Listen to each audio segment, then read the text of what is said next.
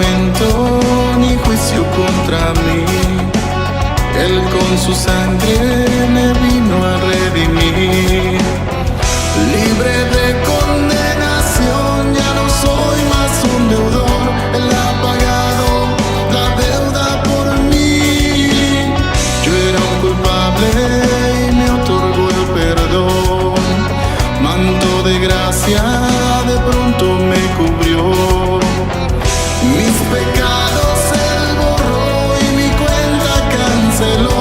Él ha pagado la deuda por mí. Ahora soy libre y esclavo por amor, precio de sangre. Jesús por mí pagó. Ahora soy libre y esclavo por amor, precio de sangre. Jesús por mí pagó. Él marcó mi corazón, propiedad soy del Señor. No hay argumento ni juicio contra mí. Él con su sangre me vino a redimir. Libre de condenación, ya no soy más un deudor. Él ha pagado la deuda por mí. Yo era un culpable y me otorgó el perdón. Manto de gracia de pronto me cubrió. Mis pecados Él borró y mi cuenta canceló. Él ha pagado la deuda por mí. Ahora soy libre y esclavo por amor, precio de sangre. Jesús por mí pagó. Ahora soy libre y esclavo por amor, precio de sangre. Jesús por mí pagó. Él marcó mi corazón,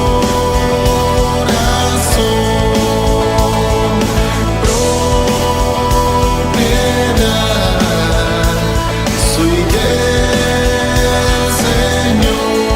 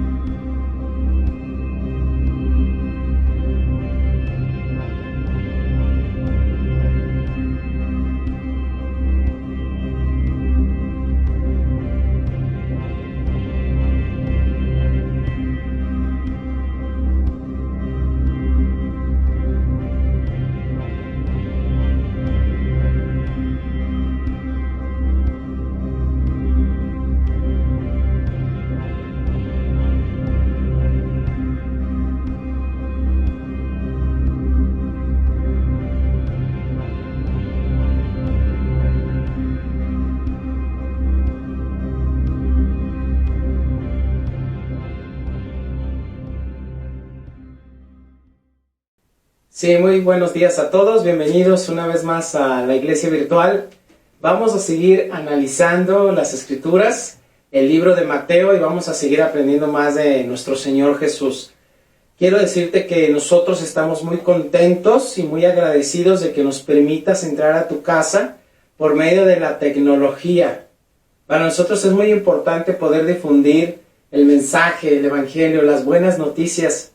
Así que prepárate para escuchar una vez más el mensaje poderoso de la palabra de Dios que puede transformar cualquier cosa. Esa es nuestra fe y por eso es que nos aferramos a las Escrituras y por eso es que no decaemos en nuestra esperanza y por eso es que a pesar de que a veces podemos tener pruebas y circunstancias, nos mantenemos firmes porque sabemos que la firmeza nos da el carácter suficiente para seguir peleando la buena batalla de la fe, como decía el apóstol Pablo. Quiero pedirte entonces que me acompañes en una oración. Vamos a seguir analizando el Evangelio de Mateo en el capítulo 13. Pero antes vamos a poner esto en manos de Dios. Acompáñenme a orar. Padre Santo, bendito que estás en lo alto del cielo, te agradecemos mucho, Señor, que nos prestes la vida, que tengamos aliento, que tengamos fuerza, que nuestros ojos el día de hoy una vez más se hayan abierto, que podamos contemplar la gran riqueza, la sabiduría inmensa que existe en tus Escrituras. No permitas que se nos escape la oportunidad de guardar esto como un gran tesoro en nuestros corazones. Ayúdanos, por favor, a ser profundos en nuestra vida, a hacer una introspección de quiénes somos, para, Señor, poder ayudarnos a nosotros mismos, pero también ayudar a quienes nos rodean. Gracias por el ejemplo de Jesús, que fue un ejemplo perfecto y del cual podemos aprender muchísimo. Bendito seas, Padre, hoy y siempre. Quiero honrar, alabar tu nombre, y es a través de Jesús que te oro y te pido esto. Amén. Excelente, pues vamos al capítulo 13, versículo 53 de Mateo. Miren lo que dice en las Escrituras. Jesús es rechazado en Nazaret. Cuando Jesús terminó de contar esas historias e ilustraciones, salió de esa región. Regresó a Nazaret, su pueblo. Cuando enseñó allí en la sinagoga, todos quedaron asombrados y decían, ¿de dónde saca esa sabiduría y el poder para hacer milagros? Y se burlaban. ¿No es más que el hijo del carpintero? Y conocemos a María, su madre, y a sus hermanos, Santiago, José, Simón y Judas. Todas sus hermanas viven aquí mismo entre nosotros. ¿Dónde aprendió todas esas cosas? Se sentían profundamente ofendidos y se negaron a creer en él. Entonces Jesús les dijo, un profeta recibe honra en todas partes, menos en su propio pueblo y entre su propia familia. Por lo tanto, hizo solo unos pocos milagros allí debido a la incredulidad, de ellos. Bueno, algo muy importante e interesante es el hecho de que la Biblia nos marca una pauta de que Jesús, dice las Escrituras, que regresó a su lugar de origen, al lugar donde creció. Y las Escrituras nos revelan que tuvo una infancia muy común. O sea, lo podemos percibir en las Escrituras, a pesar de que hay mucha información errónea circulando por todas partes y que hacen referencia a la vida, según ellos, a la vida perdida o a la infancia de Jesús de la que nunca se habla. Y algunos mienten diciendo que Jesús fue enseñado en el Oriente y un montón de patrañas, de cosas que no son ciertas con respecto a Jesús. Aquí vemos, en estas Escrituras nos revelan que Jesús tuvo una infancia muy normal y que allí en Nazaret, donde él creció, las personas lo conocían. ¿Te das cuenta? Lo conocían perfectamente, no solo a él, sino a María y a sus hermanos y a su padre, José. Su padre humano, claro, ¿verdad? Porque sabemos que el padre de Jesús, el eterno Dios del cielo, estaba allá en el cielo y él dispuso que José y María fueran sus padres aquí en la tierra. Aunque Jesús, te voy a decir algo muy importante, Jesús fue 100%, esto es bien importante, 100% Dios y 100% humano. Y eso es muy importante e increíble porque Jesús puede entender nuestra debilidad porque fue 100% humano, pero jamás dejó de ser 100% santo. Entonces, miren lo que dicen las Escrituras. Dice que regresó a Nazaret, su pueblo. Y entonces, imagínate la escena. Jesús llega después de algún tiempo de estar predicando y se mete a la sinagoga y empieza a enseñar.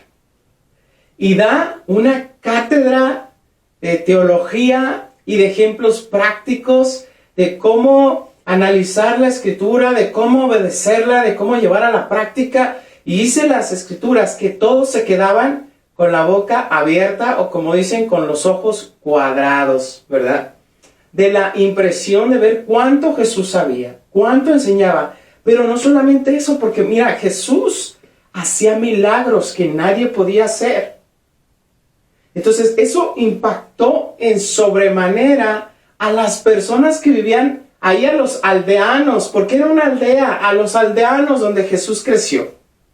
Les causó un impacto muy grande. Pero miren lo que dice la Escritura. Estas personas dijeron, en otras versiones de la Biblia dice, ¿y este? ¿De dónde sacó esa información? ¿O cómo es que sabe? ¿O cómo es que puede hacer milagros? Así de una manera muy despectiva, ¿verdad? Y quiero decirte algo, o sea, es muy común que nosotros, los seres humanos, somos muy superficiales, ¿verdad?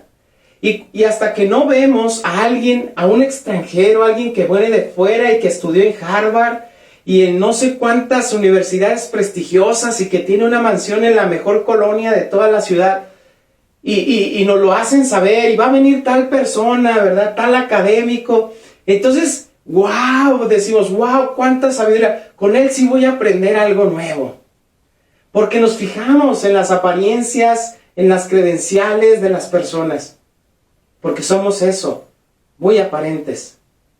Entonces ellos se burlaban de Jesús. ¿Qué no es este el hijo del carpinterito? Y te voy a decir algo, en aquel entonces el oficio de carpintero conllevaba así hacer trabajos de madera, pero también eran albañiles o herreros. Entonces es un oficio humilde, que hasta el día de hoy es un oficio humilde, pero es increíble, porque es un trabajo honesto. Qué orgullo, ¿no? De alguien que sea albañil y diga, yo soy albañil, pero también recordar que Jesús fue albañil. Qué orgullo de una persona de pensar, soy carpintero o soy herrero, como Jesús algún día lo fue. Qué orgullo, de verdad, qué gran orgullo. Entonces, se decían unos a otros, ¿qué está pasando? A ver aquí, ¿qué onda? Porque viene este Jesús que creció con nosotros, lo conocimos desde niño y ahora trae todo este conocimiento. Mira, hace ya algunos años, sí, unos 3, 4 años, en un trabajo donde estaba, llegó un señor, porque ahí se dedicaban a vender terrenos, ¿verdad? Entonces llegó un señor a la oficina donde estaba yo y rápidamente lo conocí al señor. Era un señor que me conoció a mí cuando yo estaba pequeño, desde muy pequeño, ¿no? Entonces él, en el momento en que me ve, también se alegra tanto porque teníamos muchos años de vernos. Yo creo que serán más de unos 15 años aproximadamente. Y pues lo que ocurre es que me ve ahí, nos encontramos, nos saludamos porque él compraba terrenos ahí. Y me dice, vas a ver, voy a decirle ahorita a tus compañeros cómo es que andabas cuando andabas chiquillo, ¿no? Con tus moquitos así en la cara y descalzo y ahí por la calle jugando fútbol. Y nos empezamos a reír. O sea, él tenía en su mente la imagen de tu servidor cuando era un chiquillo, ¿verdad? Pues era lo que ocurría con estas personas.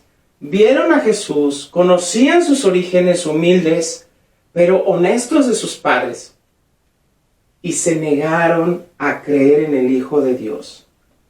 Decían, ¿dónde aprendió todas estas cosas?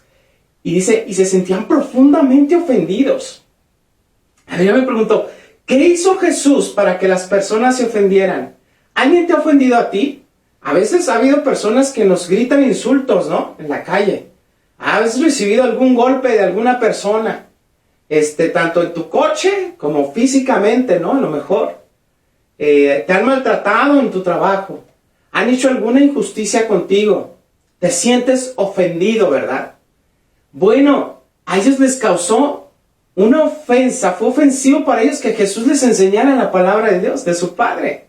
Y además era ofensivo saber que Jesús hacía milagros y que era famoso a causa de eso. Yo creo que también le tenían mucha envidia. Así somos. Cuando vivimos en una sociedad donde todos nos parecemos y alguien de repente por su esfuerzo, por su coraje, por sus agallas, por su disciplina sale adelante, lo envidiamos y hablamos cosas malas de esa persona. Porque no tenemos la capacidad, ni el coraje, ni sus mismas agallas para hacer lo que él hizo y poder sobresalir. Dice que se sentían ofendidos, profundamente ofendidos, y se negaron a creer en él. ¿Qué cosas de tu carácter han influido para que no creas de una manera plena en la palabra de Dios? ¿Quienes te comparten la Escritura? ¿Sí? Las personas que se han acercado a ti a hablarte de la Biblia, ¿las consideras mucho menores que tú? Porque no tienen el grado académico, porque no tienen la empresa que tú tienes, porque no tienen tu experiencia de vida, porque son muy jóvenes, o porque son demasiado viejos, o porque no son tan astutos como tú lo eres. ¿Cuántos prejuicios tenemos hacia las personas que nos rodean? ¿Sabes qué? Hay personas que cuando un ser humano se convierte a Dios y luego va y les comparte a ellos, a su familia, tienen la misma actitud. ¿Y si es mi hermano, ¿a poco ya cambió tanto? Mira, ¿a poco? ¿De verdad? ¿Y tú cómo? ¿Tú quién eres para enseñarme, para venir a enseñarme ahora las cosas de Dios, cristianito? Perdón. Tenemos esos mismos prejuicios. Pero algo que es importante que tú sepas es que Dios quería hacer grandes milagros, hazañas en ese lugar. Imagínate, en el pueblo, en la aldea donde creció Jesús, Dios quería hacer grandes maravillas, pero la actitud de estas personas frenaron las bendiciones de Dios. ¿Cuántas cosas has frenado del trabajo que Dios puede hacer en tu vida al día de hoy por negarte a creer en Jesús?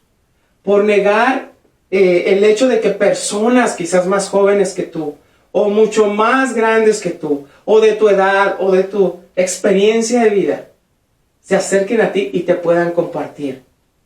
Porque las ves, según tu percepción, que no haya algo que te puedan mostrar o que te puedan enseñar de la Biblia. Lo que dice Jesús entonces les responde, porque Jesús sabía lo que ellos pensaban y lo que hablaban. Y Jesús les responde: a todo profeta se le honra en otras partes, pero en su propia tierra se le desprecia. Entre su propia familia y entre su propia tierra. Si tú tienes familiares que han conocido de Dios y que sí, a lo mejor su vida pasada fue un caos, fue un desastre, fue difícil, y se vuelven a Dios y te quieren compartir algo, no cierres tu corazón como lo hicieron los aldeanos de Nazaret. Porque ellos frenaron los milagros. Dice la Biblia que Jesús hizo solo unos cuantos milagros, porque se negaron a creer en él. Miren, vamos a seguir leyendo capítulo 14, versículo 1. Muerte de Juan el Bautista. Cuando Herodes Antipas, el gobernante de Galilea, oyó hablar de Jesús, les dijo a sus consejeros: este debe ser Juan el Bautista que resucitó de los muertos. Por eso puede hacer semejantes milagros. Pues Herodes había arrestado y encarcelado a Juan como un favor para su esposa Herodías, ex esposa de Felipe, el hermano de Herodes. Juan venía diciendo a Herodes: es contra la ley de Dios que te cases con ella.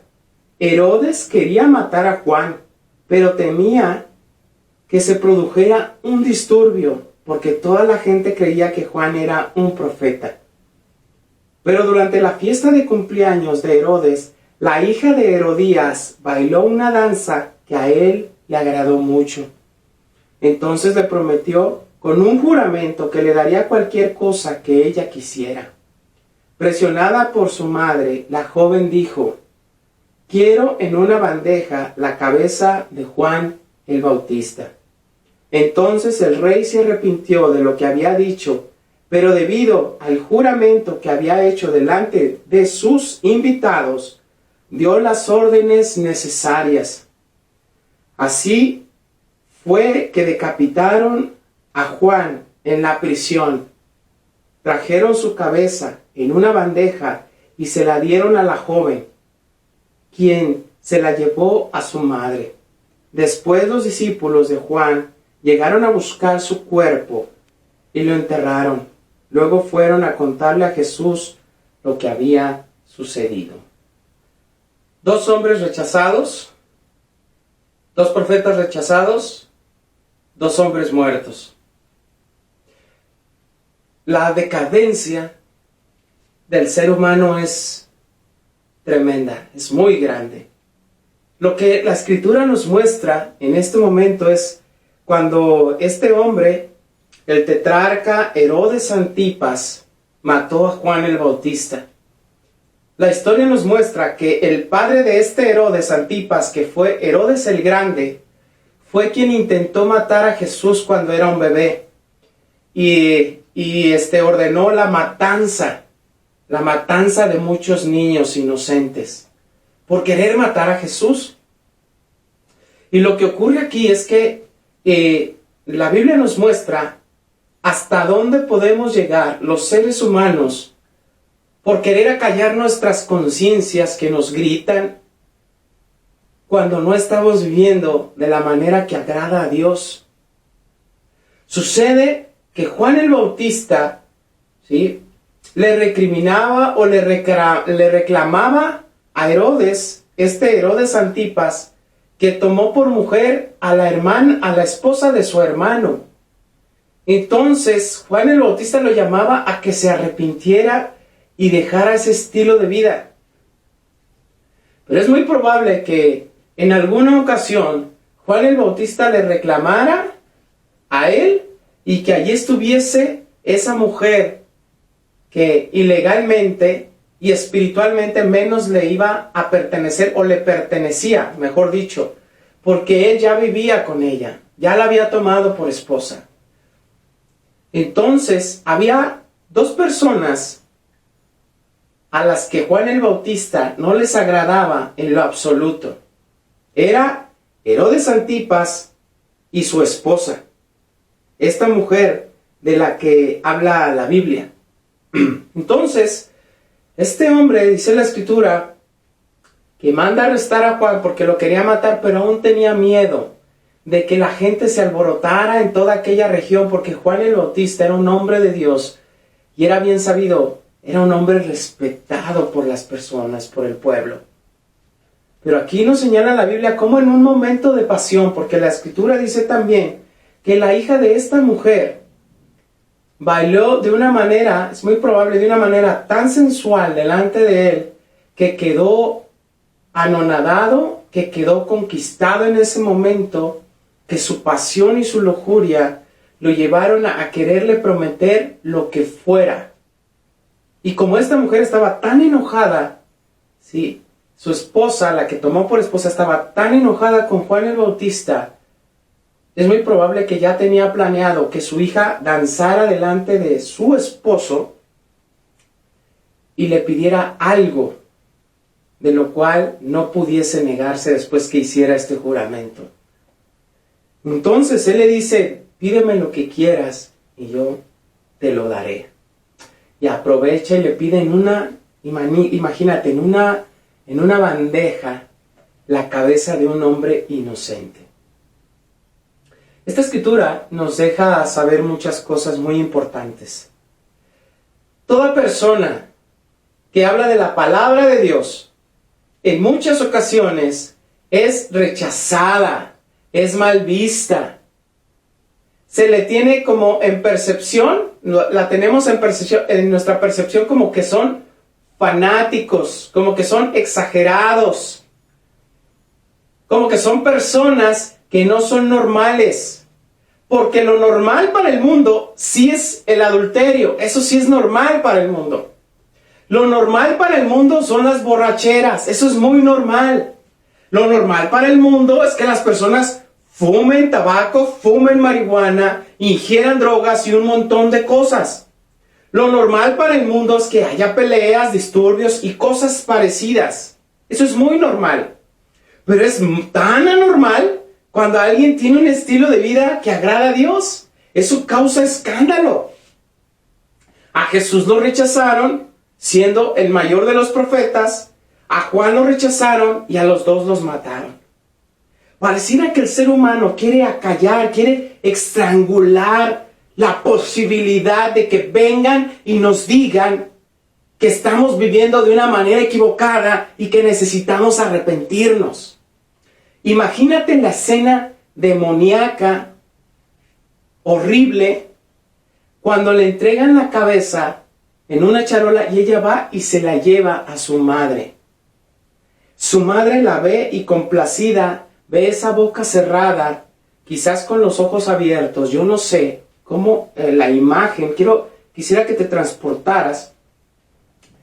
La imagen de la cabeza de ese hombre justo, callado por alguien que pecaba delante de Dios y que no quiso arrepentirse.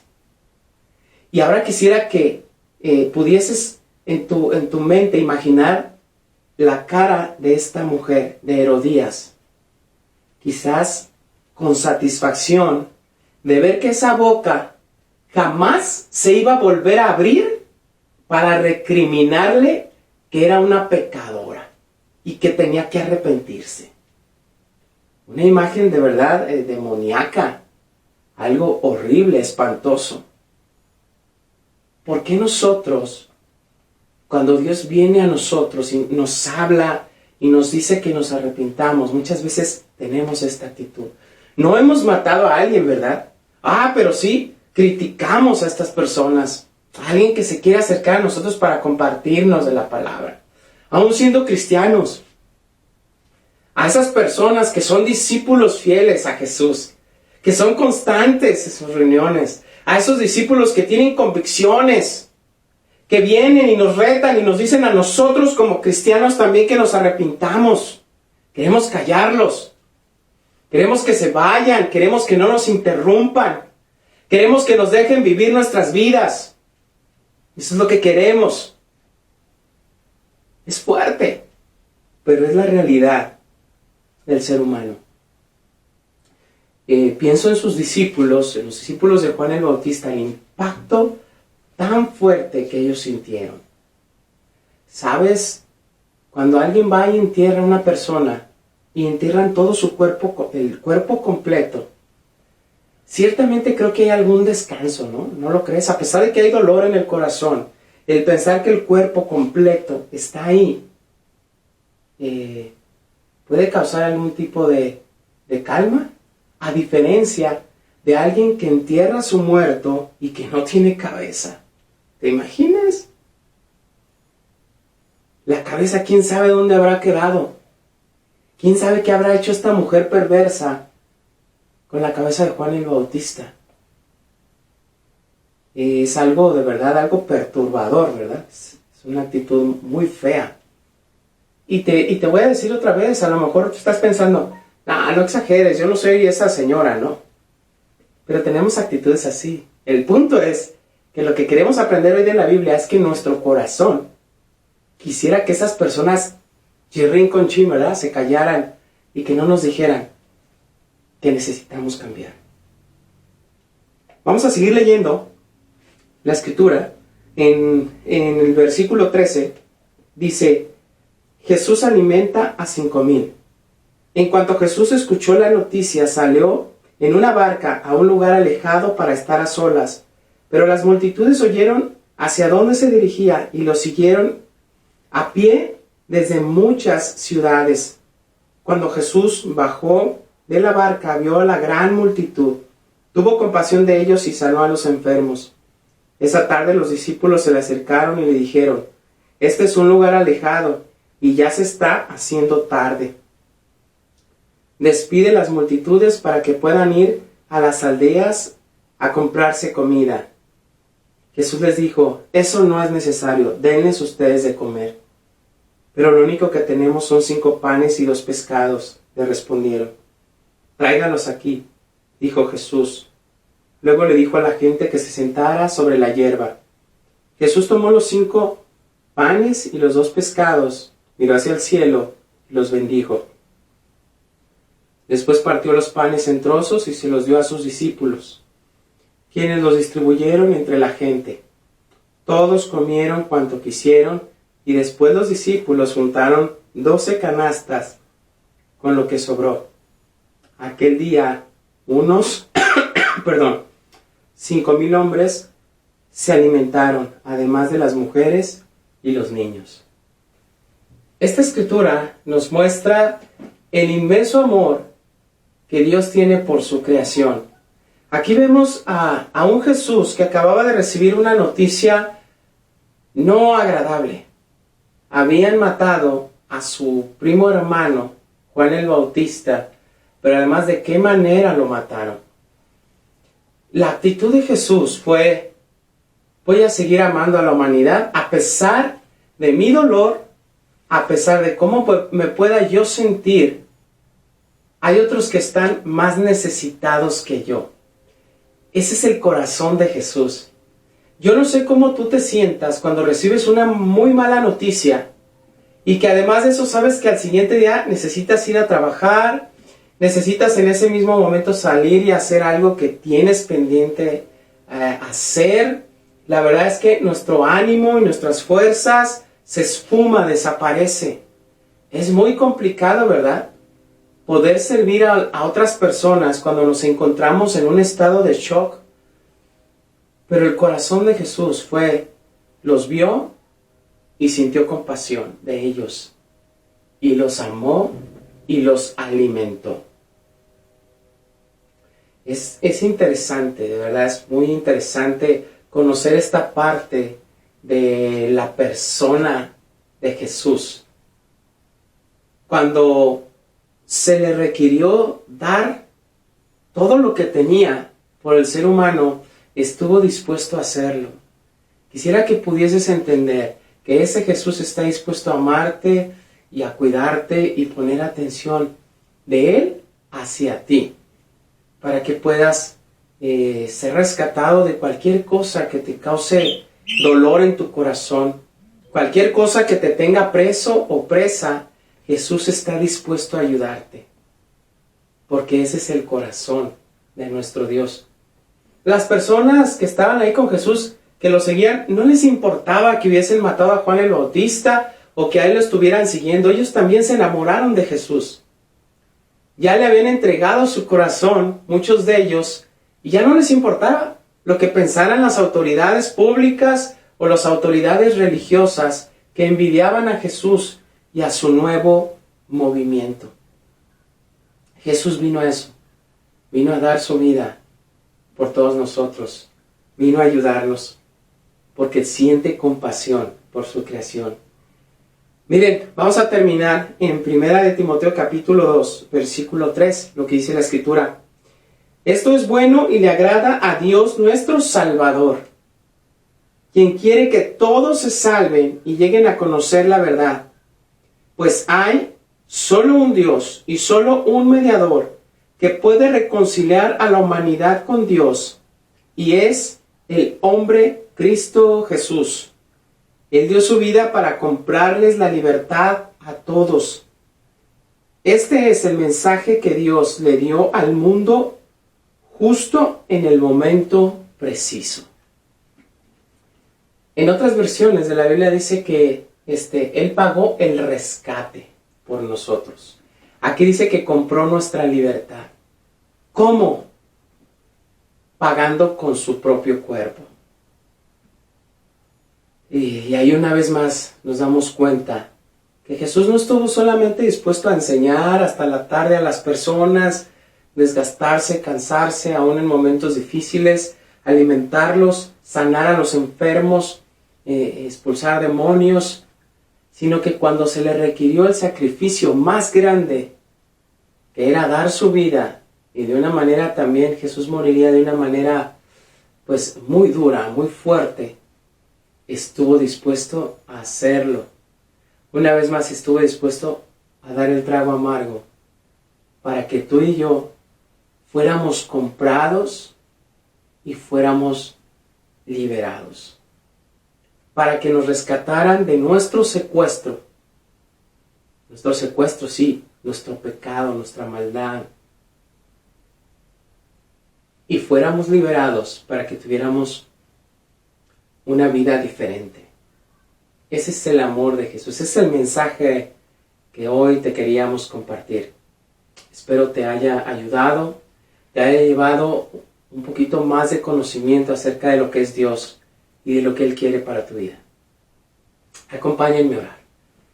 Bendito Padre, bendice el pan y el jugo de uva que representan ese cuerpo entregado en rescate por muchos. Ese cuerpo maltratado, ese hombre que jamás pecó, que no ofendió a nadie, que fue bueno y que solo dio a las personas que lo rodeaban mucho amor. Queremos pedirte que perdones nuestros pecados y nos ayudes, Señor, a tener una vida distinta. Bendito seas, Padre, gracias por todo. Y es a través de Jesús que te pido esto. Amén. Muchas gracias. Hasta pronto.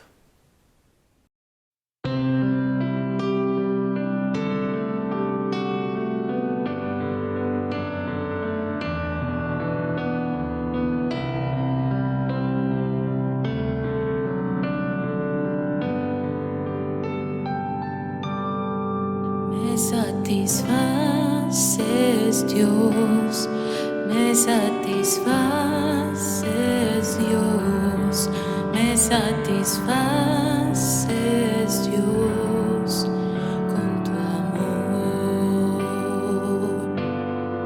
Me satisfaces, Dios, me satisfaces, Dios, me satisfaces, Dios, con tu amor.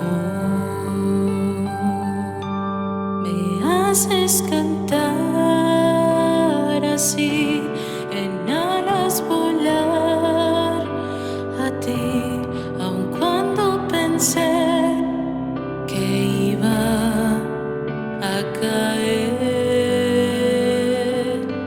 Tomaste mi oscuridad y con tu luz me haces brillar, aun cuando pensé ya la noche venció.